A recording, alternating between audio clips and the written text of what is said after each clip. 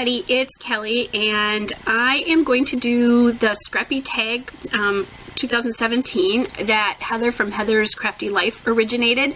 Rachel Reynolds tagged me when she did hers yesterday, and Rachel and I collaborate together on a series called Work the Line. It's always up on the first of the month.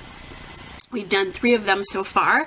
I love Rachel's work, and I was so excited when she sent me a little note to say, hey, do you want to do this? So Work the Line is all about taking one collection and scrapbooking layouts from it. So we don't limit ourselves to anything other than one collection, although I've had to cheat a little bit lately.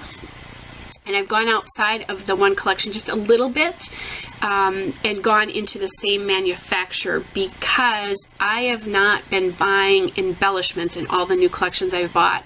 I've bought a lot of the paper, but I have so many die cuts and stickers and things.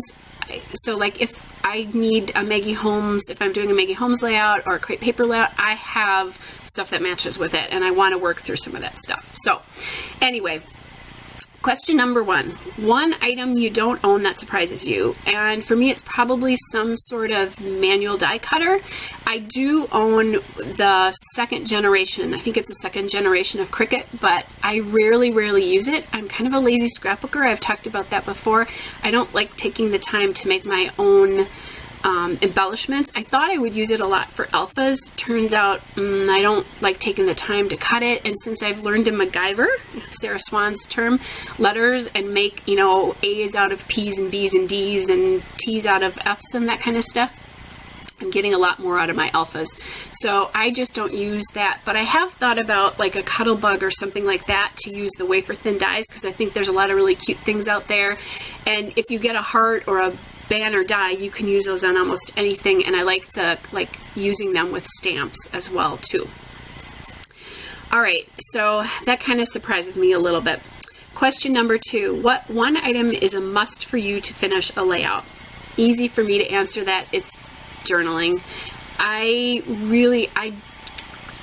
scrapbook for the craftiness and the sanity and creativeness that it brings me in my life, but I'm also mindful of the fact that I'm leaving a legacy of my love to the people that I'm scrapbooking especially. So if you've watched my channel at all, you know that I scrapbook my grandsons and I scrapbook my family and my friends, and especially with my grandson, I journal to them like I'm talking to them. That's how the journaling reads on my pages. And so someday they're going to read those pages, and so journaling is a big deal. Now, every so often I don't really put journaling on a page because it's kind of self-explanatory, or I've scrapbooked that event or whatever already, so sometimes it's just their name and the date. I think the dates are hugely important on layouts, at least on my layouts, and the reason for that is I've been digital since for about 10 or 12 years now, and I have pre-digital photos that I can't tell you what year they were taken anymore. You know, I remember the trip, I remember taking them and all that. I could probably tell you stories from those trips, but I can't tell you what the date is. Sometimes I can get it within a couple of years, but not always. So that's why that's really important for me. Before I forget, this little thing right here is my Snowball microphone. So, and for those of you who are looking at doing YouTube, it's the thing that I use to record. So that's what you're seeing. And sorry if that made a lot of bad noise. I'm not quite sure that it did or not. So anyway, my little lecture on journaling for all of you. And whether you journal or not on your layouts, it only counts for how you feel about that process. So it's just that it's important to me.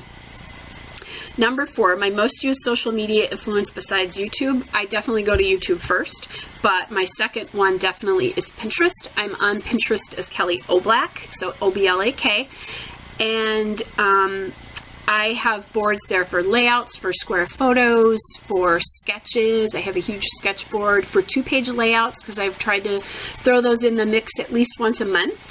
And after doing I did a 2-page layout series in February, and now I just try to get one in about once a month or so. So Pinterest, big influence for me. Number 2, my dream collaborator, easy. That would be Shamel. There's a question later on, but definitely Shamel. Our styles are similar. I love her work, as I think do lots of us. But definitely Shamel. I'm also collaborating with Rachel. I told you that before, so that's been really fun because I've subscribed to her YouTube channel for quite a while. We've subscribed to each other's, and then 3 months ago started a collaboration called Work the Line that I told you about. So that's exciting. At the end of July, I'm going to do a collaboration with Anna, and I'm going to kill her last name. I don't really know how to pronounce it. It's Nishiodis, something like that. But she's Grace Islander on YouTube. She's doing a layout a day in July, and at the end of the month, I'll be collaborating with her for a layout. I also think it would be fun to collaborate with Victoria Marie, Sarah Swan, Jen Scow. Those are people I watch a lot. Becky Biting or Bidding, I can't remember her last name at the top of my head right now, but she would be another fun one for me to collaborate with. Question number 6. If money were no object, what would your first purchase be? And like Rachel, I want a scrap shack, or I would do a scrap shack. I have my own scrapbook room, so that's kind of a weird thing, but I would like just a little Kelly Playhouse that is dedicated to scrapbooking and craftiness, like with its own sink and everything, and like a nice little comfy couch to read in and that kind of stuff. But just something like that would be really fun to be able to just go to and shut out the world and have my own place. And then it would also make it easy for me to do process video narrating and that kind of stuff, because nobody would be there to interrupt me. The second thing is I'd probably buy the silhouette that I don't think I should buy because I probably wouldn't use it as much, but the thought of having access to all those files on the computer is kind of a cool thing. All right, question number 7. What do you have the most of in your stash? Well, that's easy. It's paper. So I have a ton of paper. It's what takes up the most area in my stash. Other things I have a lot of would be thickers, and also die cuts, really. Those are the big 3 things that I have a lot of in my stash. I have a lot of stuff, but you know what? I can do that. I don't have kids, so, and I spend a lot of time scrapbooking, and I'm not ashamed of my large stash. Question number 8, my favorite item in my stash, and it's my paper. It's what I use as a basis of all of my layouts. I love it. And again, read the answer above. I love my thickers and also my die cuts as well too. But it's definitely my paper. That's where everything starts for me. The design starts for me. Number 9, my most used item in my stash probably is, other than that easy answer, probably is, again, thickers and die cuts. So I'm going to just keep answering these questions the same for you. Sorry about that. But yeah, definitely thickers, letter stickers, die cuts, those appear on all of my layouts. I also use enamel dots a lot because of, adding that. And then my other thing is, too, that I use a lot of is my Memento Dewdrop Gray Flannel Ink. It's a cat's eye ink pad, and I ink edges a ton, and that has definitely become my favorite ink to use. I used to use Vintage Photo a lot by Tim Holtz, but now it's definitely that gray flannel ink pad. Question number 10, where do you do your crafting? I talked about this already, but I have my own dedicated scrap room, so that's really where I craft. You can see part of it behind me here and here. I have a scrap room tour, so you can go to that playlist. It's in 2 parts, and it'll show you my entire scrap room.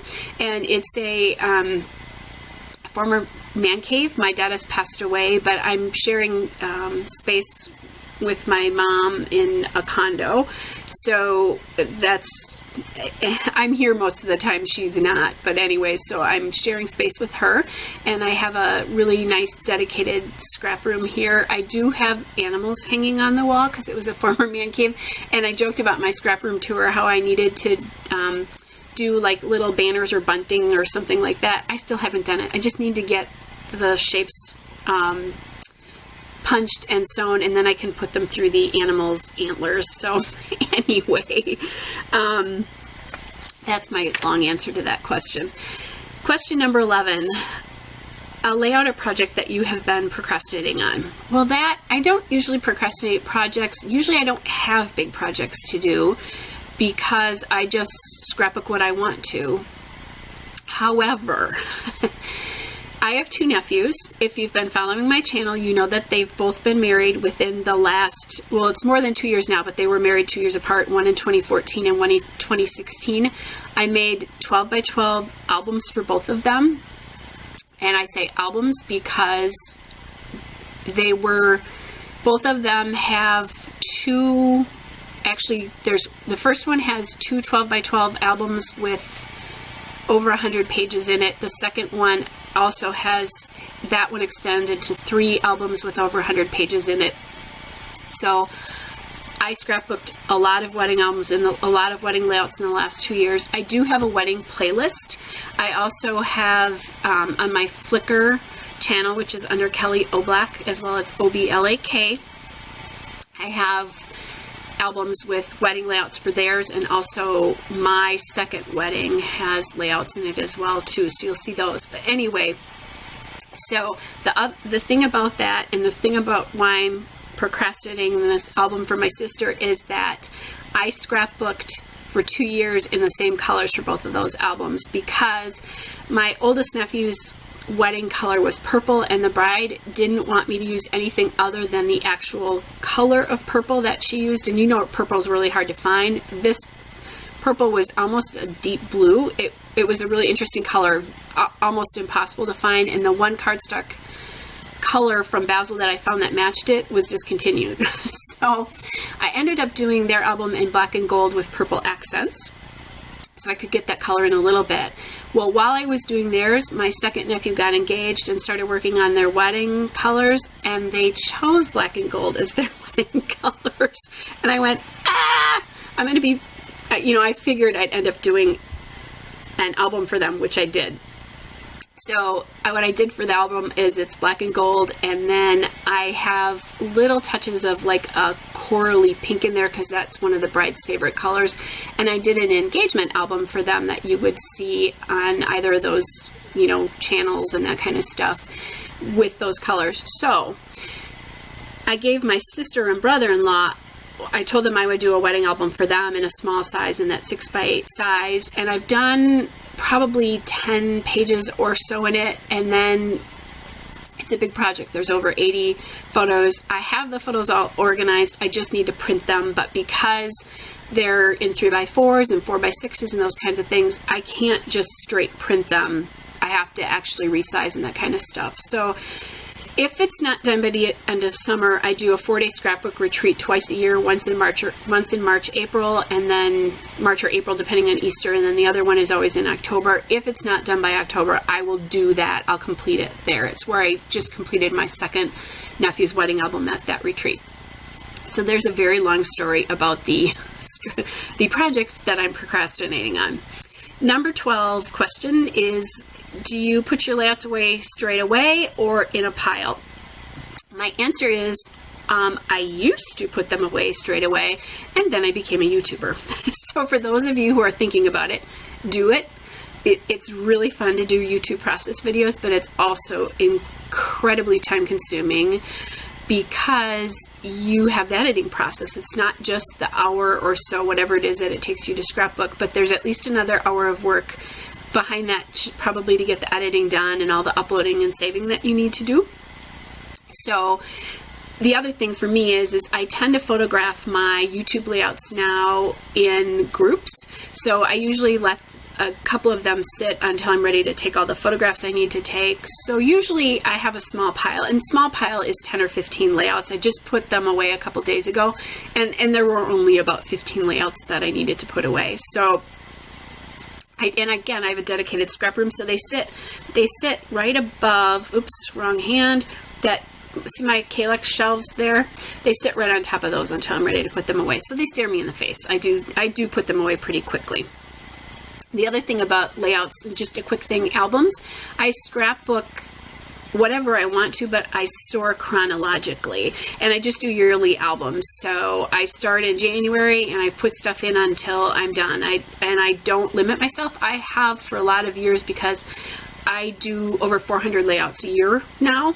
I will have 6 or 7 albums, and eventually, because I'm scrapbooking my grandkids, they'll get those layouts. And I'm not quite finished with like the first years. I found some photographs of my oldest nephew that I want to scrapbook yet, and of his mom's maternity photo shoot. So once I get that, I think I'm going to start to give them I might give them about 2 years worth of their layouts. And the poor things, I don't think they have any idea how many layouts I actually scrapbook of them.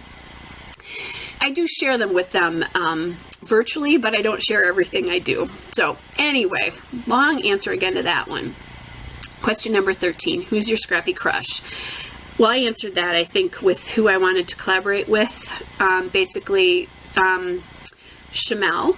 And then the other question is, there was something in the question, I didn't write this down fully, about like, how would you feel if they commented on your layouts? And Shamel has. I've posted to her Scrapbook Like a Superhero Facebook group, and I've done a number of her classes, and she has commented on my layouts, and it's just been, it's a thrill for me. It was so exciting. I remember the first time that ever happened was Heidi Swap, when I took one of her classes, and I was like, oh my gosh, so cool.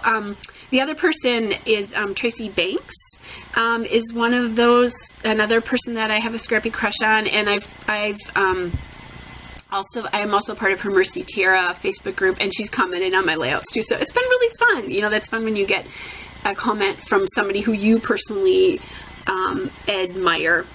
And then I talked about other of my scrappy crushes when I was talking about the collaboration too.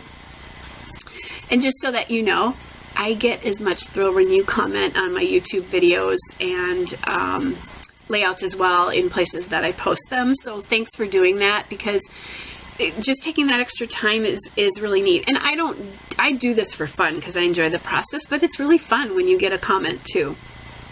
Question number 14, your favorite places to shop. So I'm really blessed in that in my area within an hour's drive of me, I have 3 local scrapbook stores that are still open. One of them is within about 15 minutes from where I work, and I'm a massage therapist, so if I have a break, sometimes I'll just run down to that scrapbook store and see what's out there.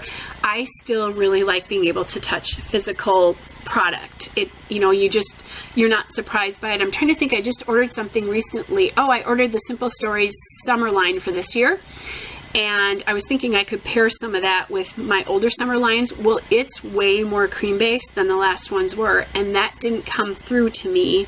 I probably wasn't looking hard enough, but it didn't come through to me on the internet. And so if I'd seen that in person, I probably would have thought a little bit more about buying it. I'm still happy I bought it, but it's just one of those lessons that, hey, you can't always see things, and I still like touching paper and embellishments when I'm buying them. So number one go-to are my local scrapbook stores, and then on the internet, I like a Cherry on Top for shopping. She's fairly close to me. I live in Wisconsin. They're in Michigan, so when I order from them, I usually have it in just a couple of days. And recently, I've shopped at Paper Issues quite a bit. I like their community there, and you can get a discount all the time of 20%. You just have to use their designers' names, so check that out.